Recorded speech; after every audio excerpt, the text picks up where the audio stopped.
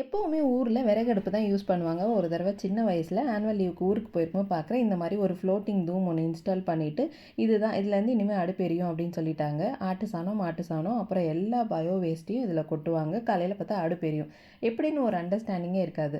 ஆனா, இப்ப ரீசென்ட் டைம்ல என் பொண்ணுக்கு ஆனுவல் ஹாலிடே விட்டிருக்கும்போது, இந்த கம்போஸ்ட் அப்படின்னு சொல்லிட்டு ஒரு ப்ராஜெக்ட் ஒண்ணு சயின்ஸ்ல குடுத்துருந்தாங்க. அம்மா வீட்ல இருந்தோம் அப்படிங்கிறதுனால, ஈஸியா இந்த ப்ராஜெக்ட் எங்களால பண்ணி, அத லைவா வந்து ரிசல்ட் எடுத்து கொலாஜ்லாம் பண்ணி ப்ராஜெக்ட்லாம் சப்மிட் பண்ண முடிஞ்சுச்சு. எதுக்கு இத சொல்றேன் அப்படின்னு பார்த்தீங்கன்னா, நம்மளா ஒரு விஷயத்த படிச்சு தெரிஞ்சுக்கிறதுக்கும், அத செஞ்சு பார்க்குறப்போ, இதில என்னென்னலாம் கிடைக்கும் அப்படின்னு சொல்லிட்டு அவளுக்கும் ஒரு நாலேட்ஜ் கிடைச்சிச்சு. இதே பக்கெட்ல தான் அம்மா வந்து டெய்லி அரிசி களையிற தண்ணியோட இந்த மாதிரி எல்லா வேஸ்ட்டும் போடுவாங்க. போட்டு எடுத்துட்டு போய் ஊத்தி வைப்பாங்க. பட் நாங்க பார்த்தீங்கன்னா, இதில அத போடாம வெறும் சாயிலா போட்டோம். மாய்ஸ்சர் மட்டும் ஜாஸ்தியா வாட்டர் மாய்ஸ் பண்ணிட்டோம். அதனால கொஞ்சம் கொல கொலன்னு ஆயிடுச்சு. இன்னும் ஒரு 2, 3 டேஸ் கழிச்சு எடுத்தோம்னா, அதோட செட் ஆயிரும். அதுக்கப்புறம் அத எடுத்து நம்ம செடிக்கெல்லாம் போட்டுக்கலாம்.